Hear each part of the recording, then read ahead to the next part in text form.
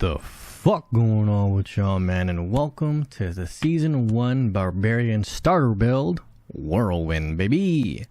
So, first thing, these videos, these starter build videos, will not normally be the videos that I make, right? With the text and with the cool stuff and with the fancy transitions. I don't have enough time to do that. Those videos take a long time to make, and because it's July 19th and tomorrow's July 20th, that is when Season 1 of Diablo 4 is released. So I kind of have to pump out these starter builds as fast as possible, and I had to wait until the July 18th patch, right? Because, you know, they changed a few things, you know what I'm saying? So with all that being said, let's go and get started. I will have a starter build for Whirlwind. I will have a mid-game build after you hit level 50, and I will have an end-game build once you've obtained some uniques and your character doesn't have any fury problems. And again, all these three builds will be linked down below in the description, just in case I miss anything or just in case you guys don't want to hear my annoying voice. All right, and with that being said, let's go and get started. So Whirlwind, normally you wouldn't level with Whirlwind, but honestly Barbarians are so goddamn strong, and they with their shouts and their early fury generation ways, so I felt it was fine. And here are the aspects that you're going to use primarily to help with that leveling process. You're going to use the aspect of the Dire Whirlwind to give you some more critical strike chance with your Whirlwind, and early critical strike chance is very, very good. You'll pretty much be deleting stuff instantly. And then, of course, on your rings, you're going to use the aspect of the Expectant, which pretty much increases the damage of Whirlwind, and the Edge Masters to do that as well. Edge Masters is a very core go-to aspect for any build that uses a high-hitting core skill, and Whirlwind is definitely that kind of build. And for gems, for our weapons, you're going to be socketing in Sapphire, because they'll pretty much, the enemies that you hit will always be crowd controlled, so that gives you some critical strike damage. And you're going to socket in rubies for your armor, and instead of socketing in skulls, which you would normally put in for your jewelry, you're going to socket in these caged hearts, which is the Season 1 malignant mechanic. I'm pretty much what's gonna go on is you're gonna fight these malignant different monsters, and they're gonna drop these things, and you're gonna use them. All right. Now I just picked the ones that I felt best matched the build, that gave me some resource generation and some damage and CC or whatever. But these I have not tested. They just sound good and look good, but it's so. As far as these are concerned, these caged hearts, they're up to you. All right, whatever you feel like is best for you, go ahead and use them. I'm pretty sure I'm going to use these though whenever I find them. So these are pretty much these can be changed out, you know, whenever you want. Now let's go over the main skills. Power leap, mobility, and use to generate fury. Okay, these are our cries. Rallying cry gives us movement speed, resource generation. And grants us unstoppable, super duper strong. We want to rank that up all the way to 5. And of course, War Cry gives us some damage, and berserking. And berserking is really good because that's pretty much another form of unstoppable, except it gives us extra damage and movement speed as well. You know what I'm saying? And our ultimate that we use is called the Ancients. This is really strong because you can watch your summoned allies deal a ton of fucking damage, and not only that, they also apply CC and generate a bunch of fury for you to spam Whirlwind. And of course, our energy, our basic skill that we use to generate fury, and to also apply a little bit of bleeding and heal us a little bit, is Lunging Strike. We again just use this to generate fury. If you want to do damage, use Whirlwind. If you have the fury, use Whirlwind. That's the whole point of the build. That's what the build is focused around, and this is your main damage dealing skill. And as far as a technique slot goes for your arsenal system, we're going to go with the tried and true. Even though hamstring was changed a little bit in the patch notes, it should still be strong. So we're going to use two-handed swords for the technique slot to apply bleeding. To always apply bleeding to unlock, you know, stats like damage to bleeding enemies, damage to bleeding enemies becomes slowed, stuff like that, which is the hamstring passive, what that adds. And that's for the main part of the build. Here is the skill tree. Again, this is linked down below in the description. Here is the level in which, or the order in which you will pick up these skill points on your skill tree. Nicely put here, assuming you have the 10 renown points that you assuming you've played before season 1 and have pretty much uncovered most of the map and got all of the altars. You know what I'm saying? This is assuming you have those 10 extra renown points. And yeah, I'm not going to go over these skill points. I mean, they add defense, they add offense, they add movement speed, fury reduction, fury cost, super duper damage with our key passive here, Unbridled Rage. You know, I'm not going to go over each and every single one of them, but each of these points definitely provide a nice boost to the build. And again, these are interchangeable. You can change them however you want, but these I feel like were the most optimal while leveling my Barbarian. So again, link down below if you want to look at it and use it as a guide. All right, let's move on to the Paragon. I only put in one page of the Paragon because, again, this is the starter build, and you should only use one Paragon, right? So yeah, there's that. What else? Oh yeah, we socket in exploit. It's the easiest way to apply vulnerable. Yabba dabba do, whatever. Oh my god, these ads are so fucking annoying. I'm not gonna lie. Anyway, notes. So again, I did make a leveling guide, which is slightly outdated, but still. So the leveling guide is mostly I mapped out the most optimized, perfect way to level up from 1 to 50, which is pretty much the hardest part of the game anyway. You know, because once your character gets going, once you have your levels, your skill points, your aspects, and you get rolling on your resource generation, your character really starts becoming godlike. So the leveling guide is mainly to level from levels 1 to 50. So look at that if you haven't already. And of course, here I have linked the mid-game build and the end-game build for this build, which I will go over in a second. As far as the weapons you're going to use for this build, you're going to use any high DPS two-hander. It does not matter. You're going to be constantly changing them anyway, so just use whatever the highest DPS two-hander is. And as far as your dual-wield offhands and your slashing... Oh, I'm sorry. Yeah, as far as your two-handed bludgeoning weapon goes and your dual wield offhands, those are just stat sticks. So just get any ones that give fucking vulnerable damage, crit, and close damage. Sure, right? And then of course, once you've unlocked World Tier 3, you're level 50. We're gonna swap to the mid-game build, which is this. The mid-game build here. These ads are so annoying. But yeah. The mid-game build, I have all the aspects listed here on each piece of gear. I have all the stats that you would want on each piece of gear. The gems do not change. You still want to use ruby gems for more life. You still want to use this for more crit damage. Caged hearts, that's up to you. There is a bit of a change in the skills though. We pretty much we take out power leap. And we put in challenging shout, which is another shout, and it gives us a huge damage reduction bonus, which by now mobs are going to start hitting us pretty damn hard.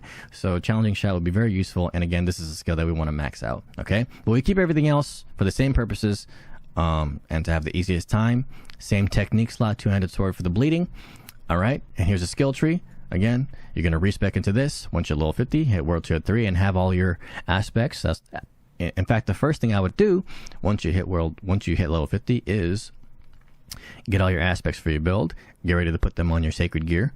But that is another video that I plan to make, which is a progression guide. I already made a leveling guide, right? I want to make a progression guide from levels 1 to 100 on what to do at what level, how to upgrade your gear, the most optimal ways and whatnot. So I will do that, but that will be after I make these, starter builds, obviously, right? Oh, I got a ping on the game. Paragon board. Here is the Paragon board. I only used 163 points because this is not the end game build. This is the mid game build, right? So here it is. We're going to be using the glyph exploit. Again, a very easy way to apply vulnerable and give us vulnerable damage. Really, probably the best glyph in the game because all classes use it. So it's very strong. And on board number 2, the Blood Rage board, we socket in Martial for increase of the magic nodes nearby, which are really, really strong. You know what I'm saying?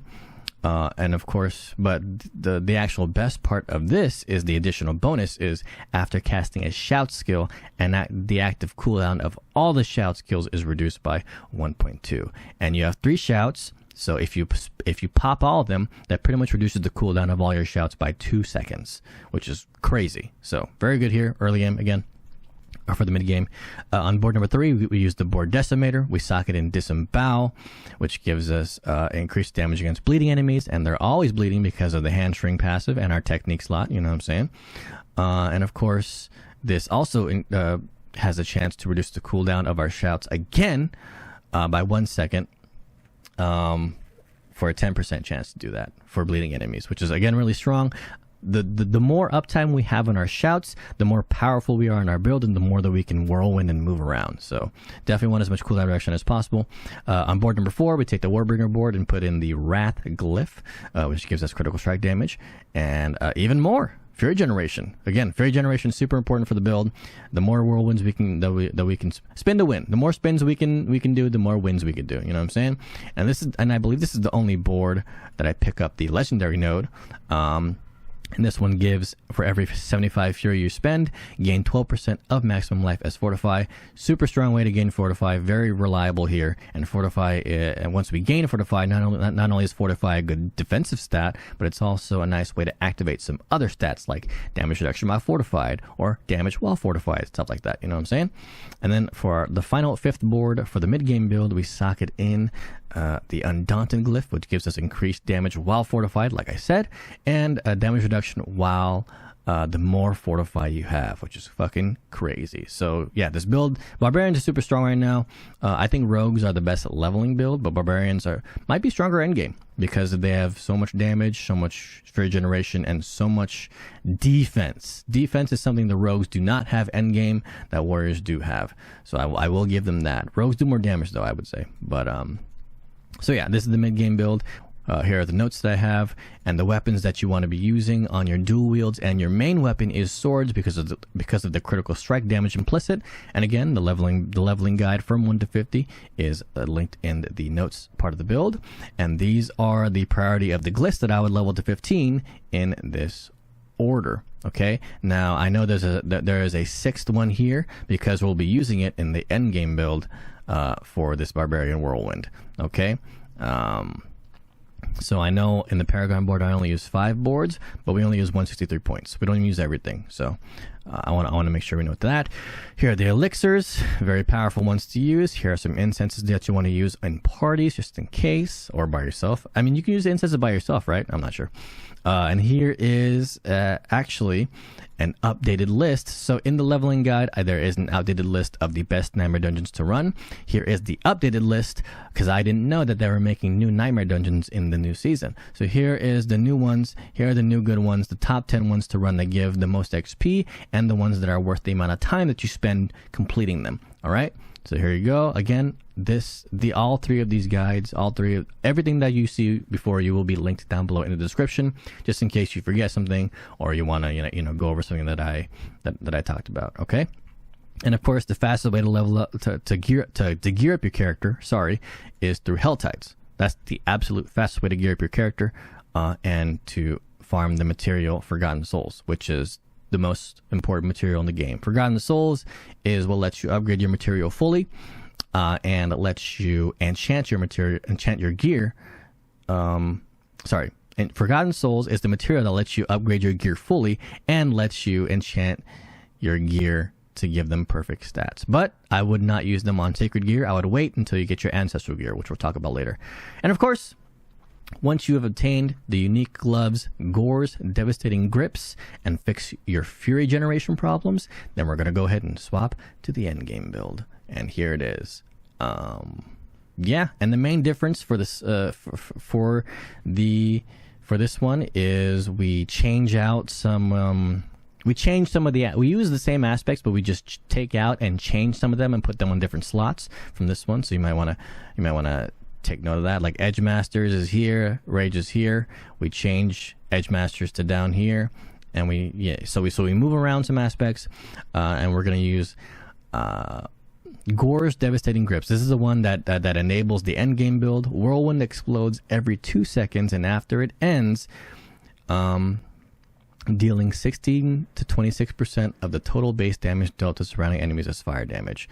And because we have no more Fury generation problems, every 2 seconds you'll be exploding for a lot of fucking damage, and it's really, really good. Okay, and of course the best weapon that we use for this build will be the Grandfather. It gives a crazy amount of damage and a crazy amount of critical strike damage. All right. And of course, it gives stats. It gives a boatload of life as well. It's just a very solid endgame weapon that very few other rare weapons will surpass. So just use the Grandfather. It's super fucking good. And of course, I think this is the best endgame helm for all classes. I just included it in just because the Harlequin. I still have yet to find one of these, by the way. These are super duper rare, but of course the +4 ranks to all skills is what gets everybody going. So if you end up finding this, go ahead. If you don't, then just go and stick with the Numbing Wrath aspect. It'll be totally fine. Okay, and the difference in the skills is a couple differences, actually. Instead of Call of the Ancients, we change our ultimate to Wrath of the Berserker because, again, we don't have Fury problems anymore. And we want to make ourselves stronger, and Berserker gives us that extra damage boost and just makes us a crazy freaking Barbarian. Look at that. And then we take out Lunging Strike in the mid-game build and replace it with Iron Skin because, again, we don't need a basic skill anymore to generate Fury, so we just replace it with a nice defensive skill here, which gives us a barrier. This is a very nice way to get barrier, just in case you don't find the Temerity Pants, which is an option for the pants, but I would recommend using Iron Skin. It's super strong, gives us a barrier, gives us Fortify, and our best defensive option along with Challenging Shout, right? And as far as the technique slot goes, same thing. Two-handed sword, apply bleeds, give it a go. So there's that, and here is the updated skill tree. Again, these three, I have to keep saying it just in case people skip over the video. All these three builds, starter build, mid-game build, end-game build, all these three are linked down below in the description. Just in case you miss or I miss anything that was important to say. You know what I'm saying? So don't worry. It is linked down below. Everything here is linked down below. Don't worry about that. Skill tree, again, updated for the end game build, whatever to match the Gores. And of course, here's the Paragon board using all 225 points. There is some differences here, obviously, from the mid game board. Let's go over them. For the starting glyph, we use Territorial for increased damage to close targets and damage reduction against close targets. Okay. Second board, Warbringer, Exploit. Put Exploit here. Third board, Decimator, Imbiber, which gives us increased damage while healthy, and we should always be pretty healthy, and gives us increased potion healing too. This is a nice defensive node, and also please level up your potions while you're playing the game. I can't stress that enough. You're gonna need them. And then the fourth board, Flawless Technique, Disembowel. We already went over that. Increased bleeding damage, lower cooldowns. Then Bonebreaker Wrath. Wrath is actually getting buffed, so this node is fucking nuts. So use them. Use this node. It's fucking crazy now. And Marshall, same thing. Shouts, blah, blah, blah, blah. So yeah, there's the fully 225 pointer Paragon board. Let's go over the notes. Again, leveling guide here for levels 1 to 50. We're going to mainly be using swords, again, for the critical strike damage implicit. And of course, here is the glyph leveling priority that I would do to get your glyphs from level 15 to 21. It's a little bit slightly changed from the previous one to make sure you pay attention. And same elixirs, same incenses, same nightmare dungeons to run, same advice to do hell tides to gear up fast and farm forgotten souls. And that's pretty much it. There is the Barbarian endgame guide. Okay, or sorry, the starter build, including the endgame stuff, because why not, right? So yeah, again, this is what you use to level from 1 to 50. This is what you use to level from, let's say 50 to 70, or until you find Gores. And this is what you use for the absolute endgame. So starter build, mid game, end game, just for you guys. Super simple. Again, all three are going to be linked down below in the description. And again, I'm sorry for the quality loss in these videos. It's just that I have to make these videos as fast as possible because of the July 18th patch. I had to wait for that before I make these videos. to make sure I can provide some accurate information. And the fucking July 20 tomorrow, which is when the season comes out. So sorry for the quality loss, but the content is still there, the quantity is still there, and all the information that you need to know is still in one of these pages. All right. And if you have any questions, feel free to ask them in the comments. And that's about it. All right. If you guys liked any of this stuff, or plan to use this build, or just like Diablo 4 in general, or find that any of my stuff is useful, any of my other videos, you know what I'm saying, go ahead and like, comment, subscribe, algorithm shit. And that's pretty much it for me, man. Let me know what class you guys are playing for Season 1. I think I'm playing Rogue. You know, as strong as Barbarian is, I like a easy leveling process, and Rogue is the easiest leveler, and it's not even close. Okay? And it's pretty good endgame, too. So I'll be playing Rogue probably, or Bone Spear Necromancer. We'll see. But yeah, I will see you guys in Season 1. I plan to make some more content. I plan to make a starter, mid-game, and end-game build for all these classes. I've finished Rogue so far and Barbarian now. I still have Sorcerer, Necromancer, and Druid next. That'll be coming very shortly. And I also plan to make a progression guide too, because I already made a leveling guide, but progression feels different, so I want to make that on, like, you know, what nightmare dungeons to run, how to gear up fast, stuff like that, and, you know, so a lot more Diablo 4 video ideas. So if you're interested in anything Diablo 4, throw me a sub. Yeah. Other than that, thank you guys so much for watching. I truly appreciate it, and remember to stay a while and listen. Peace out.